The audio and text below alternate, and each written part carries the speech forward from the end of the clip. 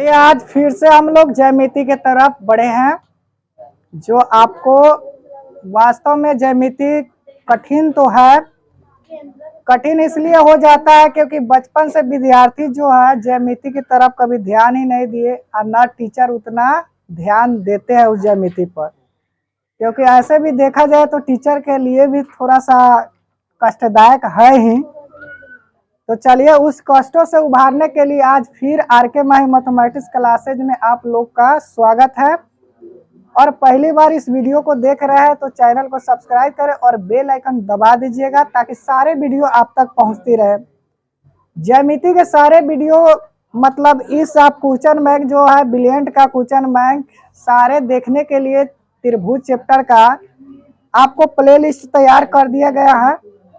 उसके बाद डिस्क्रिप्शन में जो है आपको टेलीग्राम का लिंक दे दिया गया, व्हाट्सएप का भी है, जहां से आप सारे सेट को भी वहां से भी लगा सकते हैं और देख सकते हैं।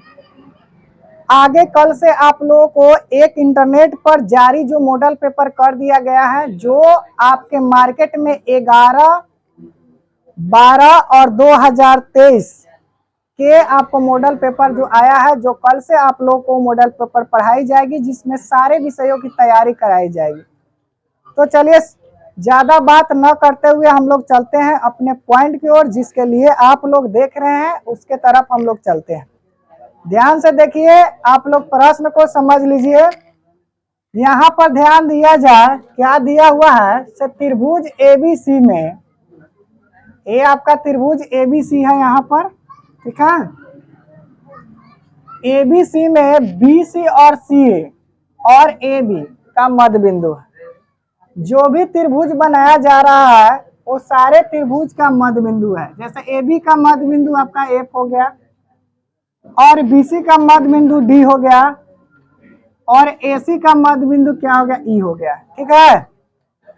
इस तरह के मैथ आप लोगों को निर्देशांक ज्यामिति में चैप्टर नंबर 7.2 में जो आंसर आपको ज्यामिति में आया वही आंसर आपको चैप्टर नंबर 7.3 में आपको निर्देशांक ज्यामिति में देखने को मिलेगा, ठीक है। तो यहाँ पर ध्यान दीजिए, जब भी इस भुजा को समद्विभाज कर रहा है तो कहीं ना कहीं उसको क्या कर रहा है, आधा कर रहा है।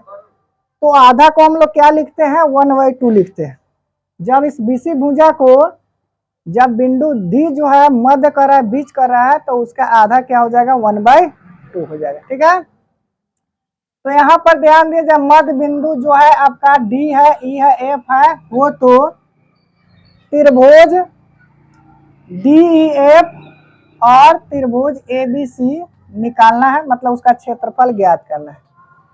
चलिए हम लोग प्रश्न के अनुसार हम लोग यह जानते हैं, सब प्रश्न में क्या दिया हुआ है, DEF क्या है, क्रमशः मध्य बिंदु है। किसका मध्य बिंदु है, आप लोग को ये भी मालूम है। यहाँ पर देखिए BC, CA और AB का, वही बात यहाँ पर लिखी हुई है, कोई परेशानियां नहीं है, क्योंकि प्रश्न में जो चीजें दिए हैं वही फर्स्ट लाइन में आप लोग को दिखाई दे रहा है, ठीक है। तो वही चीज हम पहले लिख लेंगे। अब उसके बाद यहाँ पर ध्यान दिया जाए, DE, यहाँ पर देखिए डी कहाँ है, यहाँ पर DE है, ठीक है ना, ये DE है आपका। अब त्रिभुज के अंदर की भुजा की बात हो रही है, बाहरी भुजा तो यहाँ पर हो गया। अब त्रिभुज के अंदर भी एक त्रिभुज है, उसकी बात हो रही है। तो अंदर के त्रिभुज के भुजा है कौन कौन है, DE है, उसके बाद EF है, EF आपको यहाँ पर दिखाई दे रहा है, उसके बाद DF होगा, ठीक है ना। यहाँ पर ये भी आपको फिगर के अनुसार आपको बताया जा रहा है, ठीक ना। सबसे पहले का चीज है, आप लोग याद रखिएगा, सबसे पहले जो एबीसी त्रिभुज है उस भुजाओं को दर्शाना है, और दर्शाने के बाद उसकी मध्य बिंदु क्या है उससे, अब मध्य बिंदु से जो त्रिभुज बना है उसको हम लोग क्या करेंगे, दर्शा देंगे, ठीक है। तो मध्य बिंदु से फिर एक जो है, जैसे मैं एफ बिंदु को हम लोग ई से मिला दिए और ई बिंदु को हम लोग डी बिंदु से मिला, और डी बिंदु को हम लोग एफ बिंदु से मिला दिए, तो मेरा एक त्रिभुज की और रचना हो गई। जो वही बात लिखी हुई है, DE, EF और DF को मिलाया, जिसमें देखिए यहाँ पर दिखाई दे रहा है ना, DEF एक अभिष्ट त्रिभुज बना, मिला दिया तो क्या बना, त्रिभुज। यहाँ तक ले आपको कोई दिक्कत नहीं, ठीक है। पहला जो है प्रश्न के अनुसार है, दूसरा जो है जो प्रश्न के अनुसार मध्य बिंदु जो दिए, जो त्रिभुज बना हुआ है उसके अनुसार आपका दूसरा लाइन तैयार हुआ। अब यहाँ पर अभिष्ट का मतलब होता है उससे एक और नया त्रिभुजों की रचना हुई। जैसे हम लोग मानते हैं ऐसे माना कि अभिष्ट संख्याएं, ठीक है ना, अभिष्ट संख्या एक्स वाई मान लेते हैं उसी प्रकार। अब यहाँ पर ध्यान दीजिए डी जो है, यहाँ पर देखिए डी जो भुजा है किसके आधा है, ए बी भुजा का आधा है। और डी भुजा जो है सामने वाला देखिएगा, जब ई भुजा लीजिएगा तो हाई भुजा के आधी होगी, ठीक है। जब हाई भुजा लेंगे तो हे भुजा के आधी होगी, जब हाई भुजा लेंगे तो ये भुजा के आधी हाई होगा। ध्यान दीजिएगा, नहीं ध्यान दीजिएगा तो आप लोगों को समझ में नहीं आएगा, ठीक है। देखिए डी जो है किस भुजा के आधी है, ए बी का, ए बी का हाफ है। देखिए यहाँ पर 1/2 ए बी आधा है, हाफ का 1/2 होता है। और डी एफ, डी एफ जो है, डी एफ जो है क्या है, एसी के आधी है, एसी के आधी को चाहे बीसी के, क्योंकि सभी भुजाएं क्या है आपस में बराबर है। और डी एफ जो है, डी एफ जो है एसी के बराबर है, आई एफ ई जो है आपका बीसी के बराबर, ठीक उसके सामने वाला उसकी आधी है, ठीक है। ध्यान दीजिएगा एक नंबरी में भी ऐसे आता है, जैसे में ये भुजा आपको अगर 5 दिया हो, अगर ये भुजा आपको 5 दिया हो तो ये आपका 10 होगा। एक नंबरी में भी ऐसे आता है। ध्यान दीजिए यहाँ पर, जैसे यहाँ पर है ये त्रिभुज है, ये मेरा 8 सेंटीमीटर है तो ये आपका 16 सेंटीमीटर। क्यों?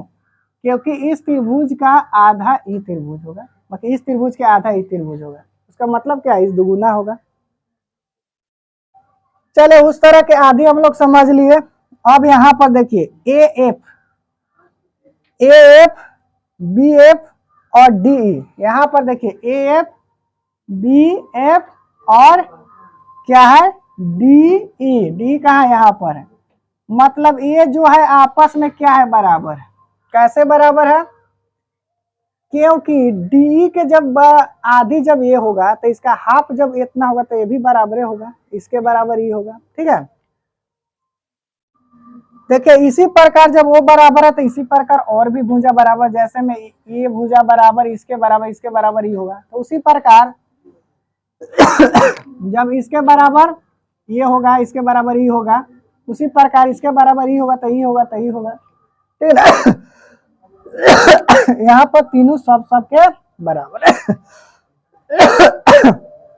जब हम लोग जानते हैं जब सभी तरह से बराबर होता है तो त्रिभुज क्या होता है, स्वांगसम होता है। तो इसमें इसमें जो है आपका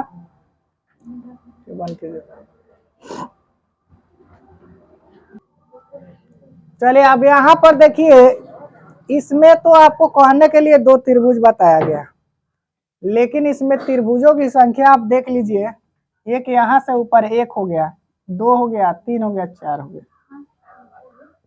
4 त्रिभुज इसमें बन गया, ठीक है। एक वो बड़का बन गया 5 गो, तो सभी तरह से क्या है मेरा बराबर है, तो क्या हो गया, स्वांगसम हो गया। अब यहाँ पर देखिए स्वांगसम हो गया, तो यहाँ पर ध्यान दिया जाए सी डी ई जो है 1/4, मतलब पूरे त्रिभुज का 1/4 भाग है। जैसे पूरे 5 गो है तो 5 गो है, तो ये जब ये अपना लेके हिस्सा हटेगा तो वो अपना 1/4 भाग के बराबर है, ठीक है ना। तो इसी प्रकार जो होगा त्रिभुज डी बी डी एफ फिर 1/4 भाग होगा, उसी प्रकार आपका होगा ए एफ ई फिर 1/4 भाग, बाकी सभी जो है अपने से 1/4 भाग में ही है, समझ गए। तो वही बात यहाँ पर दे रहा है, डी ई एफ भी 1/4 भाग किसके होंगे, त्रिभुज एबीसी का होगा। अब समझ में आ रहा है, इसमें जितने भी त्रिभुज है सब अपना 1/4वां भाग है। अब इस पर बहुत सारे प्रश्न आपको बन रहा है, समझ रहे हैं, बहुत सारे प्रश्न कैसे बन रहा है आप ध्यान दीजिए। यहाँ पर डी ई एफ के जगह पर अगर आपको लिख दिया जाए DEC फिर भी आंसर उतना ही होगा, लिख दिया जाए AFE फिर भी आंसर उतना ही होगा, चाहे लिख दिया जाए ADF ठीक ना। लेकिन इसके जगह पर ये चारों त्रिभुज को दर्शाया जा सकता है। आपका आंसर होगा 1:4 ही होगा, क्योंकि यहाँ पर दर्शाया जा रहा है सी डी ई कहाँ है ये ना है, लेकिन हमको ज्ञात इसको करना है, फिर भी हम इसको संतुष्ट कर रहे हैं, समझ रहे हैं, अज्ञात इसको करना है। तो जब ए 1/4 भाग होगा एबीसी का, तो ये भी तो 1/4 भाग एबीसी का होगा, ये भी तो 1/4 भाग एबीसी का होगा, ये भी 1/4 भाग एबीसी का होगा। क्यों होगा? क्योंकि ये आपस में क्या है, स्वांगसम है। जब एक होगा तो सभी होगा। बात समझ रहे हैं? तो वही बात यहाँ पर लिखा हुआ है DEF, मतलब DEF इस त्रिभुज का कितना 1/4 भाग है। जिस तरह के इस त्रिभुज का 1/4 भाग, इसी प्रकार आपको लिखाएगा DEF का भी 4 भाग होगा, और त्रिभुज ABC का तो ABC रहेगा, ठीक ना। किसके भाग में? ABC के बराबर होगा त्रिभुज DEF। समझ गए? तो यहाँ पर ABC कट गया, बच गया क्या 1/4, तो वही 1:4 हुआ। चलिए, किसी को प्रॉब्लम है तो आप लोग पूछ सकते हैं हमसे, और इसमें क्या पूछना है कमेंट करके पूछ सकते हैं। जहाँ दिक्कत होगी फिर से बताई जाएगी, फिर नई वीडियो बनाया जाएगा। चलिए, अब ध्यान दीजिए, क्वेश्चन नंबर आपका जो है 10 है। तो क्वेश्चन नंबर 10 जो है आपको 2012 में पूछा गया प्रश्न। तो निश्चित तौर पर 10 साल 5 साल के पहले के जो क्वेश्चन है वो आपको पूछा जाता है परीक्षा में। तो इस क्वेश्चन को काफी अच्छा तरीके से समझ लेना है। ध्यान दीजिए, यहाँ पर से 2 त्रिभुज समरूप है। समरूप का मतलब क्या होता है? त्रिभुज उसका जो है एंगल सेम है, लेकिन उसकी आकृति छोटा या बड़ा हो उससे हमको मतलब नहीं है। छोटा भी होगा और बड़ा भी होगा। जैसे में यहाँ इसका 36 है और इसका 81 है, तो इसका मतलब क्या है? जो नीचे वाला त्रिभुज बनेगा उसका क्षेत्र बड़ा रहेगा, लेकिन दोनों त्रिभुज एक समबाहु होगा, नहीं तो समकोण होगा। ताकि जो भी बनाएंगे हम लोग यहाँ पर त्रिभुज, वह दोनों एक ही बनेगा। समबाहु बनाइए चाहे समकोण त्रिभुज बनाइए, ठीक है। अब यहाँ पर इसको हम नामकरण कर देते हैं त्रिभुज ABC, इसको हम लोग नामकरण कर देते हैं DEF, ठीक है। इसका क्षेत्रफल आपका 36 हो गया, इसका क्षेत्रफल कितना होगा? 81 हो गया। ये जो क्षेत्रफल जो है इसकी अगर एक संगत भुजा निकालने के लिए काफी आसान था, लेकिन परेशानी की बात यह है कि पहली भुजा की ऊंचाई इसमें दिया हुआ है और दूसरी भुजा के संगत ऊंचाई आपको ज्ञात करना, यही आपको परेशानी का कारण है। तो त्रिभुज का क्षेत्रफल क्या होता है? 1/2 आधार गुने ऊंचाई होता है, ठीक है। 1/2 आधार गुने ऊंचाई होता है। तो सबसे पहले हम लोग क्या करते हैं, तो इसका सबसे पहले इसका क्षेत्रफल हम लोग समझ लेते हैं दोनों का। तो यहाँ पर लिखेंगे त्रिभुज ABC का क्षेत्रफल। त्रिभुज ABC का क्षेत्रफल आपका दिया हुआ, अब बाटा हो जाएगा त्रिभुज DEF का क्षेत्रफल होगा। ध्यान दीजिएगा, यहाँ पर इसमें कह रहा है संगत भुजा। देखिए, संगत भुजा की ऊंचाई एगो दिया हुआ है, दूसरी संगत भुजा की ऊंचाई आपको ज्ञात करना है। ध्यान दीजिए यहाँ पर। तो मान लीजिए इसका इसी का हम ले लेते हैं, AB बटा क्या हो जाएगा? DE हो जाएगा, ठीक है। DE हो जाएगा। ध्यान दीजिएगा, अब इसका क्षेत्रफल कितना है? 36। इसका क्षेत्रफल कितना है? 81। और ध्यान दीजिएगा, क्षेत्रफल जब भी होता है स्क्वायर हो जाता है। स्क्वायर कर दिए। अब यहाँ पर ध्यान दिया जाए, इस पर से तो स्क्वायर हटा, तो इस पर क्या चढ़ा? रूट चढ़ा। तो रूट चढ़ा तो 6 बटा क्या हो जाएगा? 9 हो जाएगा। तो यहाँ पर हो जाएगा AB बटा DE हो जाएगा, ठीक है। AB बटा क्या हो जाएगा? DE हो जाएगा। ध्यान दीजिएगा, इसमें समबाहु त्रिभुज में लंब नहीं होता, लंब एक अपना से डालना पड़ेगा। तो अगर लंब डालते हैं, तो ये लंब अगर डालते हैं, ध्यान दीजिए, तो इसका BC आधार हो जाएगा। अगर ये में लंब डालते हैं तो इसका क्या हो जाएगा? DF हो। तो आपको इस तरह के लंब डाल के ही बनाने में अच्छा होगा, ठीक है। तो जब लंब डालेंगे तो इसमें हम लोग संगत भुजा लेंगे BC और EF लेंगे, ठीक है ना। तो हम लोग चेंज कर देते हैं क्या, इसमें क्या करते हैं BC कर देंगे और इसमें हो जाएगा EF हो जाएगा। इसको हम लोग लंब डाल दें क्योंकि हमको ऊंचाई ही ज्ञात करना है। चलिए यहाँ पर हम लोग लिख देते हैं BC और यहाँ पर लिख लेते हैं EF लिख लेते हैं, ठीक है। यहाँ पर क्या लिख लेंगे BC और यहाँ पर EF। अब इसको हम लोग काट सकते हैं कितना, 2 तिहाई 6 3 तिहाई 9। अब इसको हम लोग देखिए यहाँ पर ध्यान दीजिए, अब पीछे पीछे हम लोग गुना करें चाहे न करें, मतलब ऐसे बाटा में इसको हम लोग लिख सकते हैं BC बराबर 2/3 EF लिख सकते हैं। BC बराबर 2/EF, फिर इसको गुना में तो भाग करेंगे तो फिर इसी तरह का होगा, क्योंकि जब हम इसकी ऊंचाई निकालने चलेंगे ना, जब इसकी ऊंचाई निकालने चलेंगे तब जाके इस तरह का हमको करना पड़ेगा, ठीक है। चलिए अब यहाँ पर इसके बाद में आप लोग जो है फिगर आप लोग उतार लीजिए, ठीक है, क्योंकि हमको फिगर में हटाना पड़ेगा तभी जाके हिसाब मेरा संभव है। चलिए अब यहाँ पर ध्यान दीजिए, से पहला त्रिभुज की आपकी ऊंचाई दी हुई है, मतलब इसकी ऊंचाई आपका दिया हुआ है 4.8, तो इसकी ऊंचाई को हम लोग x मान लेते हैं, ठीक है। अब यहाँ पर ध्यान दीजिए, त्रिभुज यहाँ पर ER लिख देते हैं, ER त्रिभुज ABC का क्षेत्रफल बटा हो जाएगा AR त्रिभुज DEF का क्षेत्रफल। तो इसका क्या होता है 1/2 आधार गुने क्या होगा ऊंचाई होगा, ठीक है। इसका भी तो वही होगा 1/2 आधार गुने ऊंचाई होगा, ठीक है। अब इसका क्षेत्रफल आपका दिया हुआ है, कितना दिया हुआ है 36/81 लिख सकते हैं, या आप लिख सकते हैं कितना 6/9 भी लिख सकते हैं। तो यहाँ पर 36 हम लोग 81 कर देते हैं।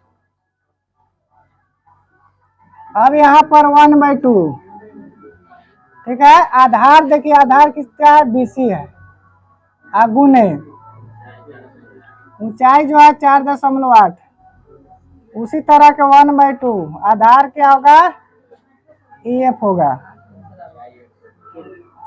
ऊंचाई आपको x मानना पड़ेगा। 1/2 से 1/2 कट गया तो 36/81 बराबर BC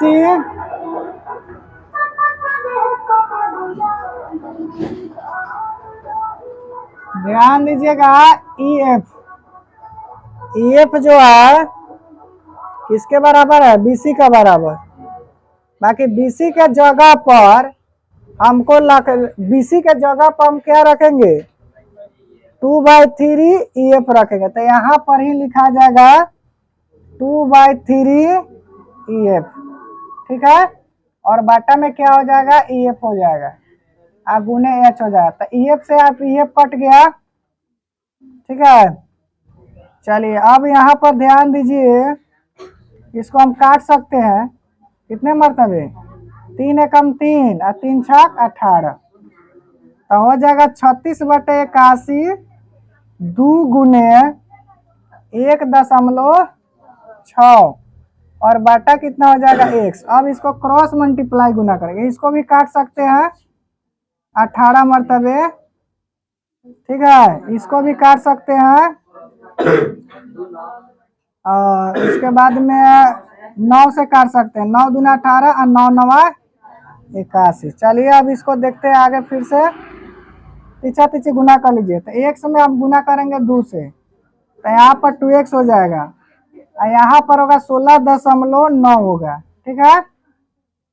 तो यहाँ पर 2x बराबर हो जाएगा, x बराबर मानिए ना 1.6 गुने 9, अब बाटा कितना हो जाएगा 2, तो इसको हम लोग काटेंगे तो 0.8 हो जाएगा, तो 9 8 कितना हो गया 72, 7.2। यही आपका किसका ऊंचाई हो गया दूसरे त्रिभुज का, यही ऊंचाई हो गया आपका, ठीक ना। तो यहाँ पर सेंटीमीटर में है तो सेंटीमीटर में हम लोग लिख देते हैं, ठीक है। चलिए